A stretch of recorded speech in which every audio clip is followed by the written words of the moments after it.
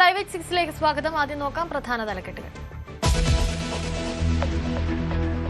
പശ്ചിമേഷ്യ വീണ്ടും അശാന്തം. ഇറാനെതിരെ വീണ്ടും അമേരിക്കൻ ആക്രമണം. ഖമനയുടെ സംസ്കാരത്തിൽ ആശയക്കുഴപ്പം. ലബനനിലേക്കുള്ള ആക്രമണം ശക്തമാക്കി ഇസ്രയേൽ.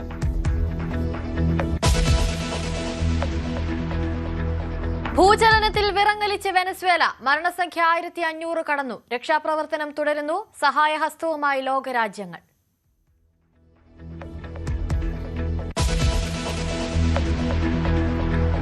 മദ്യനയത്തിൽ എതിർപ്പുമായി സ്പീക്കർ തിരുവഞ്ചൂർ രാധാകൃഷ്ണൻ. എല്ലാ കാലത്തും ഒരേ നിലപാടെന്ന് സ്പീക്കർ. സർക്കാരിന്റേത് സദുദ്ദേശമെന്ന് കെ മുരളീധരൻ. യുഡിഎഫുമായി ആലോചിക്കുമെന്നും ആരോഗ്യമന്ത്രി.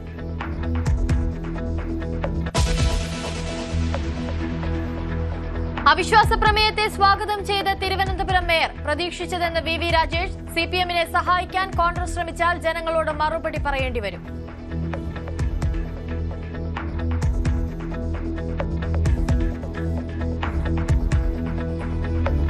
ഞാൻ ഒരു കാര്യം പറയാം.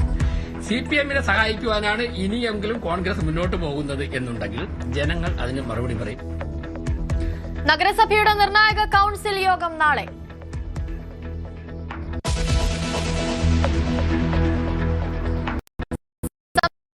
വീണ്ടും മഴ കനക്കുന്നു. വടക്കൻ ജില്ലകളിൽ ശക്തമായ മഴയ്ക്ക് സാധ്യത. 6 ജില്ലകളിൽ ഓറഞ്ച് അലേർട്ട്. അറബിക്കടലിൽ ചക്രവാത ചുഴി.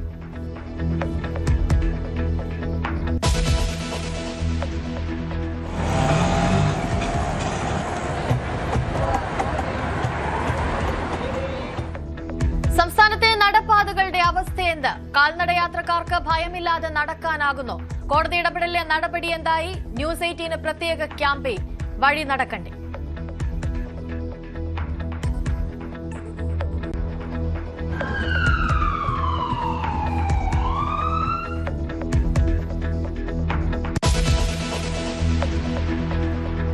ലഹരി മാഫിയയുടെ അടിവേര് തേടി ഓപ്പറേഷൻ തൂഫാൻ. കൊച്ചിയിൽ രാജ്യാന്തര ലഹരി സംഘത്തിലെ കണ്ണിയടക്കം 4 പേർ പിടിയിൽ. ഷൊർണൂരിൽ 17.06 ഗ്രാം MDMA പിടിച്ചെടുത്തു. പാലക്കാട് പുകയില ഉൽപ്പന്ന ശേഖരവുമായി ഉത്തർപ്രദേശ് സ്വദേശി പിടിയിൽ.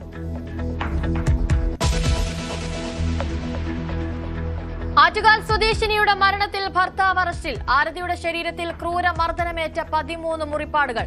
കോഴിക്കോട് മത്സ്യം വളർത്ത് കുളത്തിൽ വീണ 9 വയസ്സുകാരന് ദാരുണാന്ത്യം. KSRTC സ്വിഫ്റ്റ് ഡ്രൈവറുടെ അവസരോചിത ഇടപെടൽ ഒരു ജീവൻ രക്ഷിച്ചു.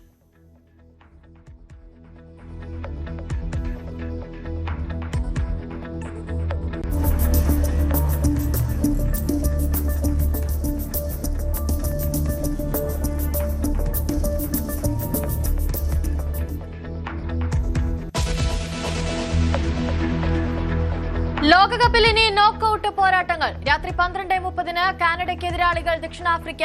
ബ്രസീൽ നാളെ ജപ്പാനെതിരെ. റെക്കോർഡുകൾ തിരുത്തി വീരേതിഹാസം തുടർന്ന് ലയണൽ മെസ്സി.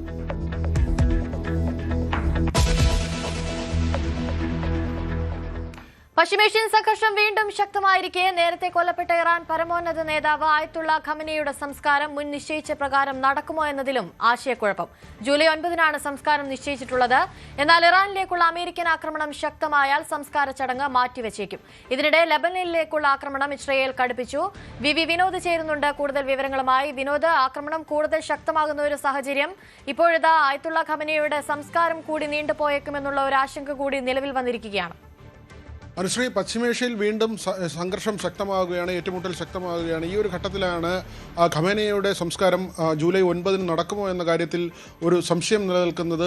ജൂലൈ 4 മുതൽ 9 വരെയാണ് ഈ സംസ്കാര ചടങ്ങുകൾ. അതിനു മുൻപുള്ള ചടങ്ങുകളുണ്ട്. തുടർന്ന് 9 സംസ്കാരം നടക്കും. വിവിധ ലോകരാജ്യങ്ങളിലെ നേതാക്കന്മാരെയൊക്കെ തന്നെ അവിടേക്ക് ക്ഷണിച്ചിട്ടുണ്ട്. ഇന്ത്യയുടെ പ്രധാനമന്ത്രി നരേന്ദ്രമോദി ഉൾപ്പെടെയുള്ളവരെ അവിടേക്ക് ക്ഷണിച്ചിട്ടുണ്ട്. പക്ഷേ ഇത്രയും പ്രധാനപ്പെട്ട നേതാക്കൾ അവിടേക്ക് എത്തുമ്പോൾ ഇറാനിലേക്ക് ഒരു ആക്രമണം ഉണ്ടാകുമോ എന്നൊരു ആശങ്ക നിലനിൽക്കുന്നു. കാരണം അമേരിക്കയുടെ ഭാഗത്തു നിന്ന് മാത്രമല്ല ഇസ്രായേലിൻ്റെ ആക്രമണം ഇപ്പോൾ നടക്കുന്നുണ്ട്. ലബനനിലേക്ക് ഉൾപ്പെടെ ഈ സമാധാന കരാർ ലംഘിച്ചുകൊണ്ട് ഇസ്രായേൽ ആക്രമണം നടക്കുന്നു. ഹിസ്ബുള്ളയുടെ തിരിച്ചുള്ള ആക്രമണം ഇസ്രായേലിലേക്ക് നടക്കുന്നുണ്ട്.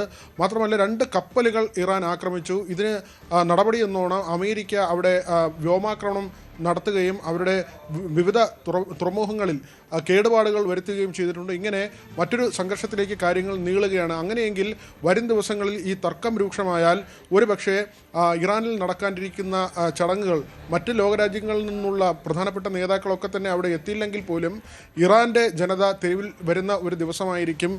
ഖമേനിയുമായി ബന്ധപ്പെട്ട പ്രധാനപ്പെട്ട നേതാക്കളെല്ലാം തന്നെ ഈ ചടങ്ങിൽ പങ്കെടുക്കേണ്ട ദിവസമായിരിക്കും. അവിടെ അവർക്ക് ആശങ്കയുണ്ട്. കാരണം ഫെബ്രുവരി 28 ആക്രമണം ഇറാനെ സംബന്ധിച്ച് ഞെട്ടിക്കുന്ന ഒന്നായിരുന്നു. വളരെ പെട്ടെന്ന് നടന്ന ഒരു ആക്രമണത്തിൽ അവരുടെ ഖമേനിയുടെ വാസസ്ഥലം ഉൾപ്പെടെയുള്ള കേന്ദ്രങ്ങളിലേക്ക് നടന്ന ആക്രമണത്തിൽ ഏതാണ്ട് 12-ലധികം പ്രധാനപ്പെട്ട നേതാക്കളാണ് ഒറ്റ ദിവസം കൊണ്ട് കൊല്ലപ്പെടുന്നത്. ആ തരത്തിലുള്ള ആക്രമണം അമേരിക്കയുടെ ഭാഗത്തു നിന്നുണ്ടായിരുന്നു. അതുകൊണ്ട് തന്നെ അങ്ങനെ ഒരു ആക്രമണം ഇനി നേരിടാൻ ഇറാന് ശേഷിയില്ല. അല്ലെങ്കിൽ അവരുടെ നേതാക്കൾ എവിടെ എന്ന് പോലും അറിയാത്ത തരത്തിലാണ് ഇപ്പോൾ കഴിയുന്നത്. മുസ്തഫ ഖമേനിയൊക്കെ തന്നെ റഷ്യയിലുണ്ട്, അല്ലെങ്കിൽ ചില മറ്റ് രാജ്യങ്ങളിലേക്ക് കടന്നു എന്ന തരത്തിലുള്ള ചർച്ചകളൊക്കെ ഉണ്ട്. ഏതായിരുന്നാലും ഈ ഒരു സംഘർഷം തുടരുകയാണെങ്കിൽ 9-ാം തീയതിയുള്ള സംസ്കാര ചടങ്ങ് നടക്കാനുള്ള സാധ്യത ഇല്ല എന്ന് തന്നെ പറയാം. അനുശ്രീ. ശരി, വി വിനോദാണ് വിശദാംശങ്ങൾ നൽകിയത്. വെനസ്വേല ഇരട്ട ഭൂചലനത്തിൽ കൊല്ലപ്പെട്ടവരുടെ എണ്ണം 1500 കടന്നു. 3200-ലധികം ആളുകൾക്ക് പരിക്കേറ്റു. 50,000-ലധികം പേരെ കാണാനില്ലെന്ന് UN റിപ്പോർട്ട്. ആശുപത്രികളിൽ മതിയായ സൌകര്യങ്ങളില്ലാത്തതിനാൽ മരണസംഖ്യ ഉയരാനും സാധ്യത. തുടർചലനങ്ങൾ ഉണ്ടായേക്കുമെന്നും മുന്നറിയിപ്പ്. സഹായവുമായി ഇന്ത്യ അടക്കമുള്ള ലോകരാജ്യങ്ങൾ. മദ്യനയത്തിൽ എതിർപ്പുമായി സ്പീക്കർ തിരുവഞ്ചൂർ രാധാകൃഷ്ണൻ. മദ്യത്തിന് നികുതി കുറയ്ക്കാനുള്ള നീക്കത്തെ അന്നും ഇന്നും എതിർക്കുന്നു. എല്ലാ കാലത്തും ഒരേ നിലപാട്. ജനങ്ങളുടെ പൊതുവികാരം മനസ്സിലാക്കിയിട്ടാണ് പെരുമാറുന്നത്. അതിലൊരു വ്യത്യാസവുമില്ലെന്നും സ്പീക്കർ. വീര്യം കുറഞ്ഞ മദ്യത്തിന് നികുതി ഇളവ് നൽകിയത് ധനബില്ലിൽ ഉൾപ്പെടുത്തിയതിനെ ന്യായീകരിച്ച് മന്ത്രി കെ മുരളീധരൻ. ബജറ്റ് നിർദ്ദേശം ധനബില്ലിൽ ഉൾപ്പെടുത്തി തന്നെയാണ് വരിക. ബില്ല് പാസായാൽ നടപ്പാക്കുന്ന കാര്യത്തിൽ UDF-മായി ആലോചിക്കുമെന്നും മന്ത്രി പറഞ്ഞു. വീര്യം കുറഞ്ഞതിനല്ലേ നികുതി കുറച്ചതെന്നും വീര്യം കൂടിയതിന് കുറച്ചില്ലല്ലോ എന്നും അദ്ദേഹം വ്യക്തമാക്കി. പ്രധാനമന്ത്രി ആവാസ് യോജനയിൽ പണി കഴിപ്പിക്കുന്ന വീടുകളിൽ പ്രധാനമന്ത്രിയുടെ ചിത്രം ഉൾപ്പെടുത്തിയിട്ടില്ലെന്ന് തദ്ദേശ സ്വയംഭരണ വകുപ്പ് മന്ത്രി KM ഷാജി. ചിത്രം കാണിച്ചു തരാൻ വെല്ലുവിളിക്കുന്നെന്നും മന്ത്രി. എംബ്ലം മാത്രമേ ഇത്തരം വീടുകളിൽ കൊടുത്തിട്ടുള്ളൂ. ഈ വീടുകളിൽ പ്രധാനമന്ത്രിയുടെ ചിത്രം കൊടുക്കണമെന്ന് നിർബന്ധമില്ല. താൻ പറയാത്ത കാര്യമാണ് വാർത്തയായി വന്നത്. PM ശ്രീയിൽ തലവച്ചവരാണ് വിമർശിക്കുന്നതെന്നും KM Shaji. ED ഉദ്യോഗസ്ഥരെ ആക്രമിച്ച കേസിൽ പ്രതിക്ക് അനുകൂല നിലപാടെടുത്ത തിരുവനന്തപുരം ഡിസ്ട്രിക്ട് ഗവൺമെന്റ് പ്ലീഡറും പബ്ലിക് പ്രോസിക്യൂട്ടറുമായ അഡ്വക്കേറ്റ് T ഗീനാകുമാരിയെ തലസ്ഥാനത്ത് നിന്ന് മാറ്റി. കൊച്ചിയിൽ DGP ആസഫ് അലിയുടെ അധ്യക്ഷതയിൽ ചേർന്ന യോഗം ഇത് സംബന്ധിച്ച് സർക്കാരിന് ശുപാർശ നൽകിയിരുന്നു. CPM പ്രവർത്തകന് ജാമ്യം നൽകുന്നതിൽ എതിർപ്പില്ലെന്ന് സർക്കാർ അഭിഭാഷക കോടതിയിൽ നിലപാടെടുത്തത് പോലീസിനെ വെട്ടിലാക്കിയിരുന്നു. തിരുവനന്തപുരം നഗരസഭയിലെ നിർണായക കൌൺസിൽ യോഗം നാളെ. സുഗതൻ വിവാദത്തിൽ തുടങ്ങി നഗരസഭയുടെ ഭരണം അട്ടിമറിക്കാനുള്ള രാഷ്ട്രീയ നീക്കത്തിലേക്ക് വരെ മുന്നണികൾ കടന്നതിന് പിന്നാലെയാണ് നാളെ കൌൺസിൽ യോഗം ചേരുന്നത്. UDF കൊണ്ടുവരുന്ന അവിശ്വാസ പ്രമേയത്തിന് പുറത്തുനിന്ന് പിന്തുണ നൽകാൻ LDF-ൽ തത്വത്തിൽ ധാരണയായതായാണ് സൂചന. സുഗതൻ വിവാദത്തെ രാഷ്ട്രീയ ആയുധമായി ഉപയോഗിച്ചുകൊണ്ട് BJP-യെ നഗരസഭയുടെ ഭരണത്തിൽ നിന്ന് ഇറക്കുകയെന്ന കൃത്യമായ രാഷ്ട്രീയ ലക്ഷ്യം വെച്ചുകൊണ്ട് തന്നെയാണ് LDF-ഉം UDF-ഉം തത്വത്തിലെങ്കിലും കൈകോർക്കുന്ന ഒരു സാഹചര്യം, അസാധാരണമായ ഒരു രാഷ്ട്രീയ സാഹചര്യം തിരുവനന്തപുരം നഗരസഭയിൽ ഉണ്ടാകുന്നത് എന്നതാണ് ശ്രദ്ധേയം. നാളെ UDF അവതരിപ്പിക്കാൻ പോകുന്ന അവിശ്വാസ പ്രമേയത്തെ പുറത്തുനിന്ന് പിന്തുണയ്ക്കാനുള്ള ഒരു തീരുമാനത്തിലേക്ക് LDF നേതൃത്വം എത്തുമെന്ന് തന്നെയാണ് UDF കൌൺസിലർമാരുടെ പ്രതീക്ഷ. അതുമായി ബന്ധപ്പെട്ട കോൺഗ്രസിന്റെ മുതിർന്ന നേതാക്കളുമായി ഉൾപ്പെടെ ചർച്ച നടത്തിയതിനു ശേഷമാണ് ഈ ഒരു വിഷയത്തിൽ BJP അധികാരത്തിൽ നിന്ന് താഴെയിറക്കുകയെന്ന ലക്ഷ്യത്തോടെ LDF-ന്റെ പിന്തുണ സ്വീകരിക്കുന്നതിൽ തെറ്റില്ല എന്നൊരു നിലപാടിലേക്ക് UDF എത്തിയിരിക്കുന്നത് എന്നാണ് വിവരം. അതുമായി ബന്ധപ്പെട്ട CPM-ന്റെ സംസ്ഥാന സമിതിയുടെ അനുമതിക്ക് വേണ്ടി കാത്തിരിക്കുകയായിരുന്നു LDF നേതൃത്വം. ബഹുഭൂരിപക്ഷവും ആ തീരുമാനത്തെ പുറത്തുനിന്ന് പിന്തുണയ്ക്കാനുള്ള UDF-ന്റെ അവിശ്വാസ പ്രമേയത്തെ പിന്തുണയ്ക്കാനുള്ള തീരുമാനത്തോട് യോജിക്കുന്ന നിലപാടാണ് സ്വീകരിച്ചിരിക്കുന്നത് എന്ന സൂചനകളാണ് ലഭിക്കുന്നത്. അങ്ങനെയെങ്കിൽ 34 പേർ ഒപ്പിട്ട അവിശ്വാസ പ്രമേയ നോട്ടീസ് വേണം നാളെ നൽകാൻ. 20 UDF അംഗങ്ങൾക്ക് പുറമെ 14 LDF അംഗങ്ങൾ കൂടി അങ്ങനെയാണെങ്കിൽ ഈ അവിശ്വാസ പ്രമേയത്തെ പിന്തുണയ്ക്കുന്ന ഒരു നോട്ടീസിനെ പിന്തുണയ്ക്കുന്ന സാഹചര്യമുണ്ടാകണം. ആ നോട്ടീസ് നാളെ നൽകാൻ കഴിഞ്ഞാൽ ഉറപ്പായും അത് LDF-ന്റെ പിന്തുണ ഉറപ്പാക്കിക്കൊണ്ട് തന്നെയാണ് മുമ്പോട്ട് പോകുന്നത് എന്നതിന്റെ സൂചനയായി കൂടി മാറും. നോട്ടീസ് നാളെ നൽകുമെങ്കിലും എപ്പോൾ ഇത് പരിഗണനയ്ക്കെടുക്കണമെന്ന കാര്യം മേയറിൽ നിക്ഷിപ്തമായിട്ടുള്ള കാര്യമാണ്. അതുകൊണ്ട് തന്നെ അതുമായി ബന്ധപ്പെട്ട മേയറായിരിക്കും തീരുമാനമെടുക്കുക. അതിനിടയിൽ സുഗതനെ കാപ്പ ഉപദേശക സമിതിയുടെ ഭാഗത്ത് നിന്ന് പുനഃസത്യപ്രതിജ്ഞയുമായി ബന്ധപ്പെട്ട അനുകൂല തീരുമാനം ഉണ്ടാകുന്നില്ല എങ്കിൽ ഹൈക്കോടതിയെ അടിയന്തരമായി സമീപിക്കാനുള്ള നീക്കം BJP നേതൃത്വം ആരംഭിച്ചിട്ടുണ്ട്. കാരണം 4 ആഴ്ചയ്ക്കകം പുനഃസത്യപ്രതിജ്ഞ ചെയ്യണമെന്നാണ് ഹൈക്കോടതിയുടെ നിർദ്ദേശം. അതല്ല എങ്കിൽ ഈ സത്യപ്രതിജ്ഞ പൂർണ്ണമായി അയോഗ്യനാകുന്ന തരത്തിലേക്ക് സുഗതൻ മാറും. ബാക്കി 19 പേരും കഴിഞ്ഞ ദിവസം പുനഃസത്യപ്രതിജ്ഞ ചെയ്തിരുന്നു. സുഗതൻ മാത്രം വിയൂർ ജയിലിൽ കഴിയുന്ന ഒരു സാഹചര്യത്തിലാണ് അന്ന് സത്യപ്രതിജ്ഞ ചെയ്യാൻ കഴിയാതിരിക്കുന്ന ഒരു പശ്ചാത്തലമുണ്ടായത്. നിലവിലെ രാഷ്ട്രീയ സാഹചര്യത്തിൽ സുഗതന് സത്യപ്രതിജ്ഞ ചെയ്യാൻ കഴിയാത്ത ഒരു സാഹചര്യം ഉണ്ടായാൽ അത് രാഷ്ട്രീയമായി BJPക്ക് ഉണ്ടാക്കുന്ന വെല്ലുവിളി വളരെ വലുതായിരിക്കും. അതിനിടയിലാണ് സ്വതന്ത്ര അംഗങ്ങളുടെ പിന്തുണ ഉറപ്പാക്കാനുള്ള 2 സ്വതന്ത്ര അംഗങ്ങളാണുള്ളത്. ആ സ്വതന്ത്ര അംഗങ്ങളുടെ പിന്തുണ ഉറപ്പാക്കാനുള്ള നീക്കം BJP ഒരു വശത്ത് തുടരുന്നതിനിടയിൽ അവരെ ഏത് വിധേനയും ഒപ്പം ചേർത്ത് നിർത്താനുള്ള രാഷ്ട്രീയ നീക്കങ്ങളുമായി LDFും UDFും അണിയറ നീക്കങ്ങൾ സജീവമാക്കിയിരിക്കുന്നു. BJPക്കെതിരായ അവിശ്വാസ പ്രമേയം ഒരിക്കലും പാസ്സാകാൻ പോകുന്നില്ലെന്ന് Thiruvananthapuram corporation mayor VV Rajesh. നാളെ ഉച്ചയ്ക്ക് 2:30ക്കാണ് കൌൺസിൽ യോഗം ചേരുന്നത്. CPMനെ സഹായിക്കാൻ കോൺഗ്രസ് ശ്രമിച്ചാൽ ജനങ്ങളോട് മറുപടി പറയേണ്ടി വരും. ചർച്ചയ്ക്ക് ഭരണസമിതി തയ്യാറാണെന്നും VV രാജേഷ്. സംസ്ഥാനത്ത് വരും ദിവസങ്ങളിലും വ്യാപക മഴ അനുഭവപ്പെടും. ജൂലൈ 2 വരെ കേരളം, മാഹി, ലക്ഷദ്വീപ് എന്നിവിടങ്ങളിൽ വ്യാപകമായ മഴയ്ക്ക് സാധ്യതയെന്ന് കേന്ദ്ര കാലാവസ്ഥാ വകുപ്പ് അറിയിച്ചു. അടുത്ത 5 ദിവസത്തേക്കുള്ള ഓറഞ്ച്, യെല്ലോ അലർട്ടുകളും പ്രഖ്യാപിച്ചു. ഇന്ന് 6 ജില്ലകളിൽ ഓറഞ്ച് അലർട്ടും 8 ജില്ലകളിൽ യെല്ലോ അലർട്ടുമാണ്. ഇടുക്കി, എറണാകുളം, കോഴിക്കോട്, വയനാട്, കണ്ണൂർ, കാസർഗോഡ് എന്നീ ജില്ലകളിലാണ് ഓറഞ്ച് അലർട്ട്. ഒറ്റപ്പെട്ടയിടങ്ങളിൽ അതിശക്തമായ മഴയ്ക്കുള്ള സാധ്യതയാണ് പ്രവചിച്ചിരിക്കുന്നത്. ലോകമെങ്ങും ലോകകപ്പ് ആവേശം.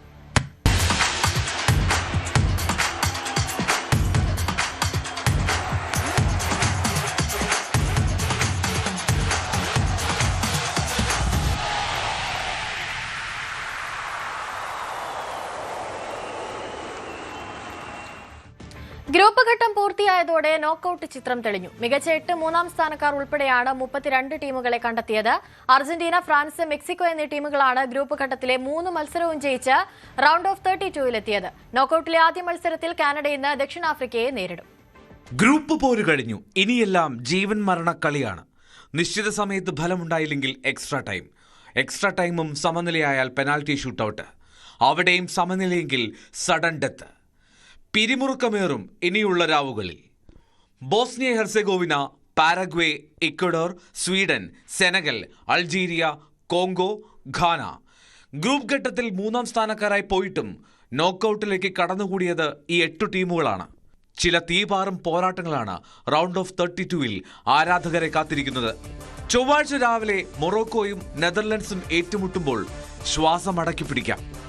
2-ൽ 1 ടീം പുറത്താകുമെന്നതാണ് സങ്കടകരം. മറ്റൊരു കടുകട്ടിപ്പോര് ജൂലൈ 3-ന് നടക്കുന്ന പോർച്ചുഗൽ ക്രൊയേഷ്യ പോരാട്ടമാണ്. ക്രിസ്ത്യാനോ റൊണാൾഡോയ്ക്കും സംഘത്തിനും എളുപ്പമാകില്ല റൗണ്ട് ഓഫ് 32. ഫ്രാൻസ് സ്വീഡൻ മത്സരം ജൂലൈ 1-ന്. ബെൽജിയം സെനഗൽ പോരാട്ടം ജൂലൈ 2-ന്. കൊളംബിയ ഘാന മത്സരവും അർജന്റീന കേപ്പ് വെർഡെ പോരാട്ടവും ജൂലൈ 4-ന്. 32 സംഘങ്ങളിൽ നിന്ന് 16 പേരിലേക്ക് ചുരുങ്ങുന്ന പ്രീ ക്വാർട്ടർ പോരാട്ടങ്ങൾ ജൂലൈ 6 തിങ്കളാഴ്ച ആരംഭിക്കും. World Cup desk, news 18. ലോകകപ്പിലെ അവസാന ഗ്രൂപ്പ് മത്സരത്തിൽ ജോർദാനെ 1-നെതിരെ 3 ഗോളുകൾക്ക് തോൽപ്പിച്ച് അർജന്റീന. പകരക്കാരനായി എത്തിയ മെസ്സിയുടെ ഗോൾ ഉൾപ്പെടെയാണ് അർജന്റീനയ്ക്ക് ജയം സമ്മാനിച്ചത്. 9 മാറ്റങ്ങളുമായാണ് അർജന്റീന ജോർദാനെതിരെ കളിക്കാനിറങ്ങിയത്. 19-ാം മിനിറ്റിൽ ജിയോവാനി ലോസെൽസോ ഫ്രീ കിക്കിലൂടെ അർജന്റീനയുടെ ആദ്യ ഗോൾ നേടി. 30-ാം മിനിറ്റിൽ പെനൽറ്റിയിലൂടെ ലൗതാരോ മാർട്ടിനസ് ലീഡ് ഉയർത്തി. 55-ാം മിനിറ്റിൽ മൗസ തമാരിയിലൂടെയാണ് ജോർദാൻ 1 ഗോൾ മടക്കിയത്. 60-ാം മിനിറ്റിൽ പകരക്കാരനായി എത്തിയ മെസ്സി ഫ്രീ കിക്കിലൂടെ ഗോൾ നേടി. ഈ ലോകകപ്പിൽ മെസ്സിയുടെ 6ാം ഗോളാണിത്. തുടർച്ചയായ 7 ലോകകപ്പ് മത്സരങ്ങളിൽ ഗോൾ നേടുന്ന ആദ്യ താരമെന്ന റെക്കോർഡും മെസ്സി സ്വന്തമാക്കി. ലോകകപ്പിലെ മെസ്സിയുടെ ഗോൾ എണ്ണം 19ആയി. മറ്റു വാർത്തകളിലേക്ക് എത്താം ഇടവേളയ്ക്ക് ശേഷം.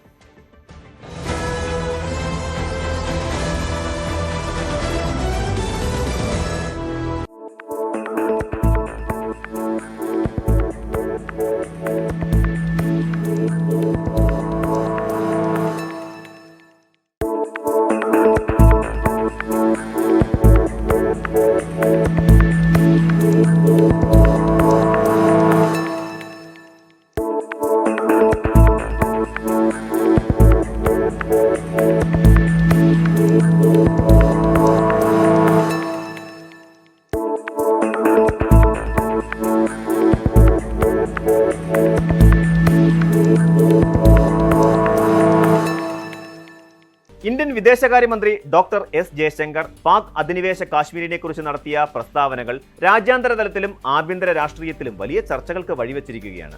പാകിസ്ഥാൻ അനധികൃതമായി കൈവശപ്പെടുത്തിയിരിക്കുന്ന കാശ്മീർ പ്രദേശങ്ങൾ ഇന്ത്യയുടെ അവിഭാജ്യ ഘടകമാണെന്നും ഭാവിയിൽ ഈ പ്രദേശങ്ങൾക്ക് മേൽ ഇന്ത്യക്ക് പൂർണ്ണമായ ഭൗതിക നിയന്ത്രണം ലഭിക്കുമെന്നുമുള്ള അദ്ദേഹത്തിന്റെ വാക്കുകൾ വെറുമൊരു രാഷ്ട്രീയ പ്രസ്താവനയായി മാത്രം കാണാനാകില്ല. മറിച്ച് പതിറ്റാണ്ടുകളായി ഇന്ത്യ കാത്തുസൂക്ഷിക്കുന്ന ഒരു ഭരണഘടനാപരമായ പ്രതിബദ്ധതയുടെയും മാറുന്ന നയതന്ത്ര സമീപനത്തിന്റെയും ശക്തമായ പ്രതിഫലനമാണിത്. അതിർത്തിയിലെ കടന്നുകയറ്റങ്ങളോടും പാകിസ്ഥാൻ നടത്തുന്ന നിയമവിരുദ്ധ ഭരണഘടനാ തിരുത്തലുകളോടും ഇനിയും മൃദുവായ സമീപനമില്ലെന്ന കൃത്യമായ സന്ദേശമാണ് ഇതിലൂടെ നൽകുന്നത്.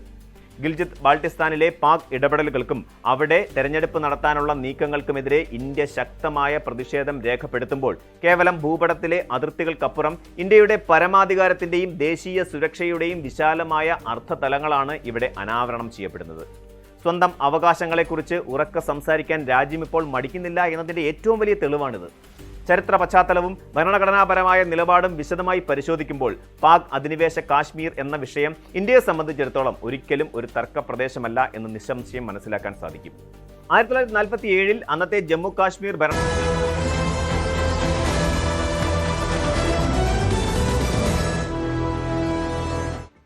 റോഡരികിലെ നടപ്പാതകൾ കാൽനടയാത്രക്കാർക്ക് ഭയമേതുമില്ലാതെ നടന്നുപോകാൻ നിർമ്മിച്ചതാണ്. സുരക്ഷിതമായിരിക്കണം അതുകൊണ്ട് തന്നെ അവയൊക്കെ.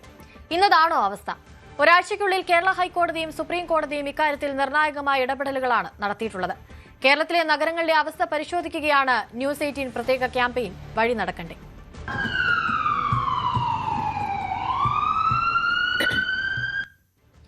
തലസ്ഥാന നഗരമായ തിരുവനന്തപുരത്ത് കാൽനടയാത്രക്കാരുടെ സുരക്ഷ വലിയ ചോദ്യചിഹ്നമാവുകയാണ്.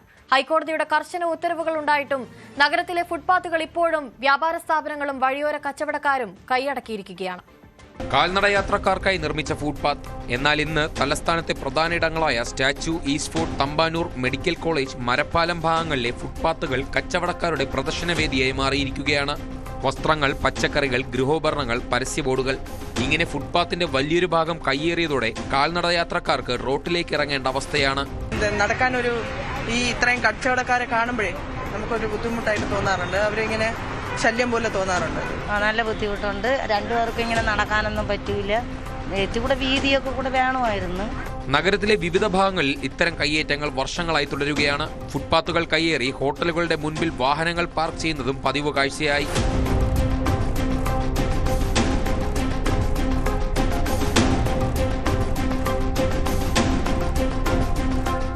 ഫുട്പാത്ത് കയ്യേറ്റം അവസാനിപ്പിക്കണമെന്ന് ആവശ്യത്തിനൊപ്പം ബദൽ സംവിധാനങ്ങൾ സർക്കാർ ഒരുക്കണമെന്നും വഴിയോര കച്ചവടക്കാർ പറയുന്നു. നമുക്ക് എന്തെങ്കിലും സൗകര്യമുള്ള സ്ഥലം കിട്ടാതെ നമ്മൾ മാറ്റിയിരുന്നൊരു കാര്യമല്ല. ഒന്നിലും മാർക്കറ്റ് സൗകര്യം, ബിസിനസ് മേഖല എല്ലാ സ്ഥലത്തും കൊണ്ടിട്ടിട്ട് കാര്യമല്ല. നമുക്ക് ഇതിനെ കൊണ്ട് മൈതാനത്തിനകത്ത് ഓടിച്ച് ആരും വരില്ല.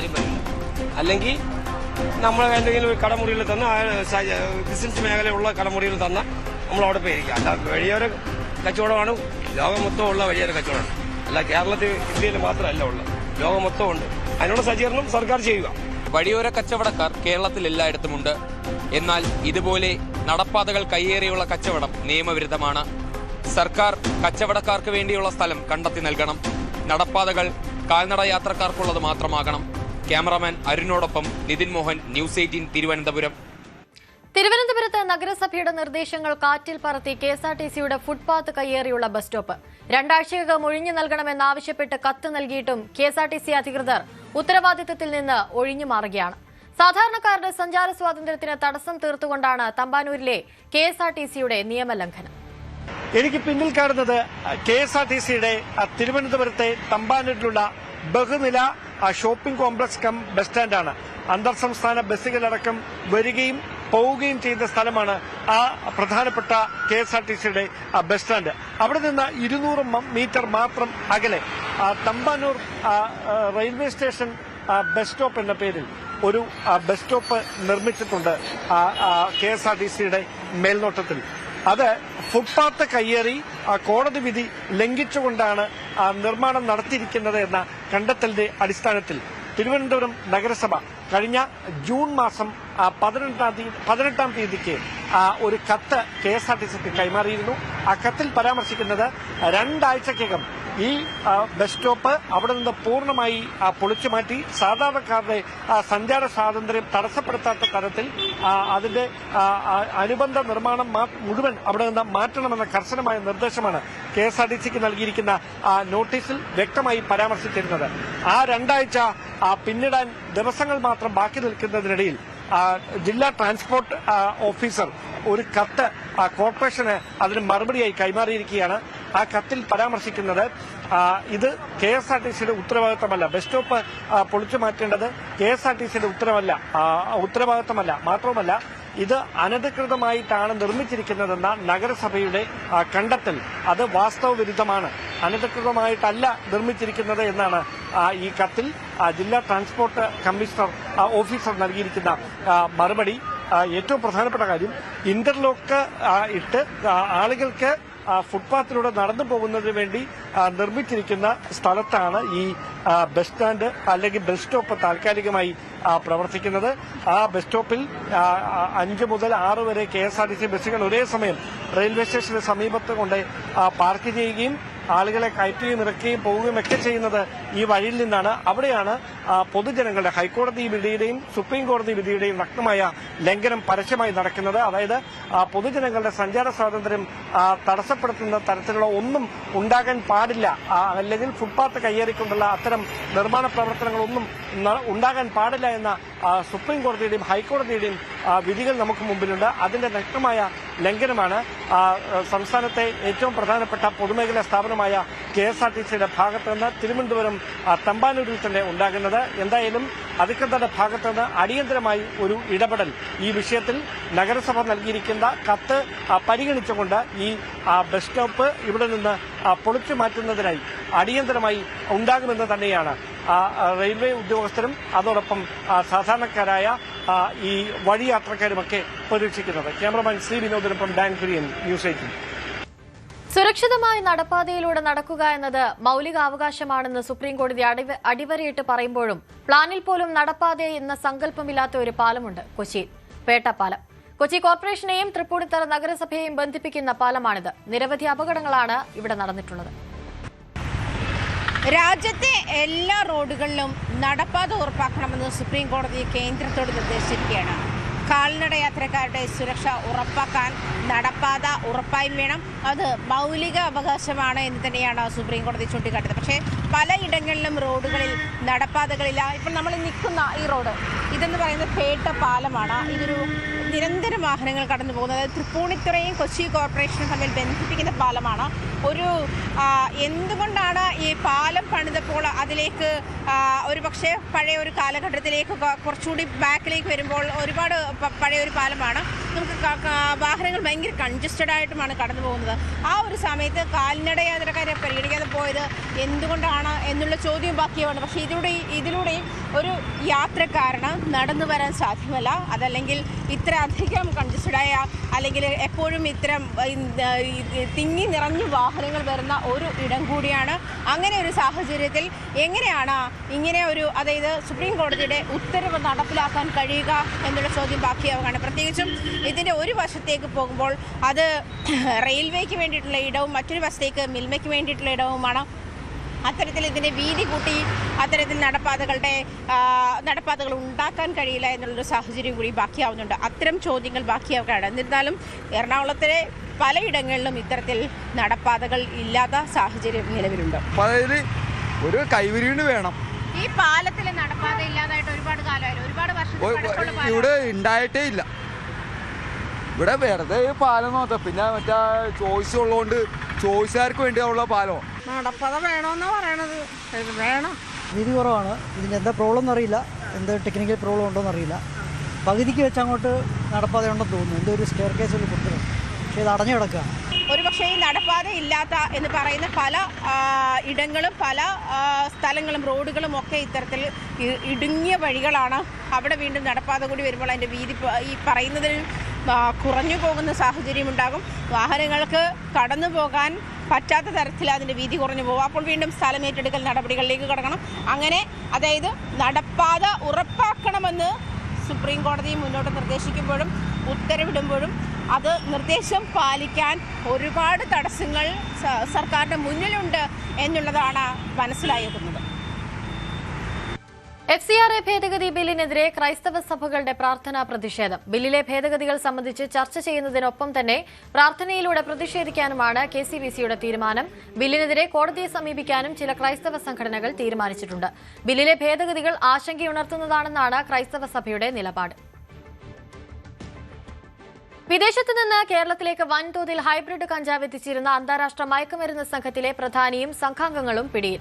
പെരുമ്പാവൂരിൽ 18 കോടിയോളം രൂപ വില വരുന്ന ഹൈബ്രിഡ് കഞ്ചാവ് പിടികൂടിയ കേസിലാണ് മുഖ്യപ്രതിയടക്കം 4 പേർ അറസ്റ്റിലായത്.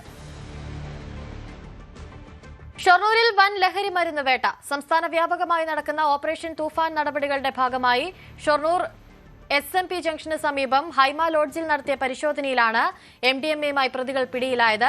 ഇവരിൽ നിന്ന് 17.060 ഗ്രാം MDMA പോലീസ് പിടിച്ചെടുത്തു. മുഹമ്മദ് ആഷിഖ്, ഷാജറ എന്നിവരാണ് അറസ്റ്റിലായത്. പ്രതികളെ വിശദമായി ചോദ്യം ചെയ്തു വരികയാണ്. പാലക്കാട് ഓങ്ങല്ലൂരിൽ പുകയില ഉൽപ്പന്ന ശേഖരവുമായി ഉത്തർപ്രദേശ് സ്വദേശി പോലീസ് പിടിയിൽ. UP സ്വദേശിയായ ആകാശിനെയാണ് പട്ടാമ്പി പോലീസ് അറസ്റ്റ് ചെയ്തത്. ഓപ്പറേഷൻ തൂഫാന്റെ ഭാഗമായാണ് പോലീസ് റെയ്ഡ് നടത്തിയത്. ഓങ്ങല്ലൂർ ആസ്പെൽ ക്ലിനിക്കിന് സമീപം പ്രതി നടത്തുന്ന കടയിൽ നിന്നാണ് നിരോധിത പുകയില ഉൽപ്പന്നങ്ങൾ പിടികൂടിയത്. കളഞ്ഞുകിട്ടിയ സ്വർണം കരിപ്പൂർ പോലീസ് സ്റ്റേഷനിൽ നിന്ന് കാണാതായ കേസിൽ CI M അബ്ബാസ് അലിക്ക് സസ്പെൻഷൻ. ലഹരി മാഫിയയുമായുള്ള ബന്ധത്തിന്റെ പേരിലാണ് സസ്പെൻഷൻ. പോലീസ് സ്റ്റേഷനിൽ നിന്ന് സ്വർണം കാണാനില്ലെന്ന വാർത്ത പുറത്തുവിട്ടതിന് പിന്നാലെയാണ് നടപടി. CI ആണ് സ്വർണം എടുത്തതെന്ന് കൊണ്ടോട്ടി ASP റിപ്പോർട്ട് നൽകിയിട്ടുണ്ട്. കരിപ്പൂർ പോലീസ് സ്റ്റേഷനിൽ നിന്ന് സ്വർണം കാണാതായതിൽ പ്രതിഷേധവുമായി യൂത്ത് ലീഗും രംഗത്തെത്തി. സ്റ്റേഷനിലേക്ക് പ്രകടനം നടത്തി. SIT രൂപീകരിച്ച് അന്വേഷണം നടത്തണമെന്നാവശ്യപ്പെട്ടായിരുന്നു മാർച്ച്. പ്രകടനം പോലീസ് തടഞ്ഞതോടെ സ്ഥലത്ത് ഉന്തും തള്ളുമുണ്ടായി.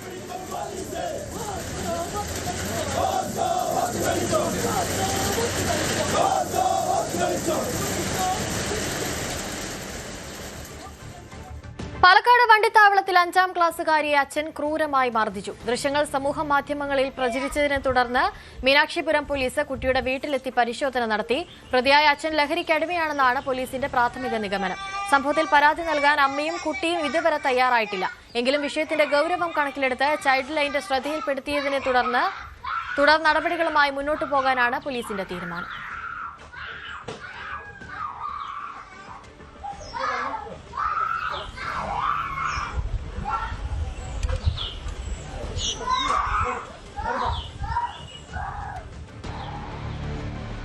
തിരുവനന്തപുരം ആറ്റുകാലിൽ 27-കാരിയായ ആരതി വാടക വീട്ടിൽ തൂങ്ങി മരിച്ച സംഭവത്തിൽ ഭർത്താവ് അതുൽ ശ്രീകുമാറിനെ ഫോർട്ട് പോലീസ് അറസ്റ്റ് ചെയ്തു.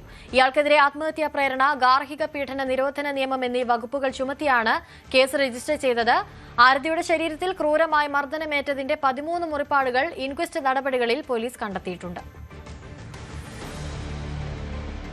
KSRTC സ്വിഫ്റ്റ് ഡ്രൈവറിന്റെ അവസരോചിതമായ ഇടപെടൽ കർണാടക ബസ് ഡ്രൈവറുടെ ജീവൻ രക്ഷിച്ചു.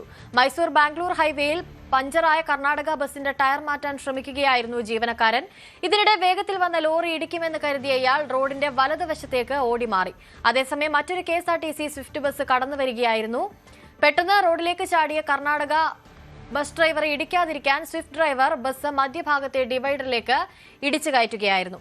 കാവനൂർ സ്വദേശി നസീഫാണ് വാഹനം ഓടിച്ചിരുന്നത്.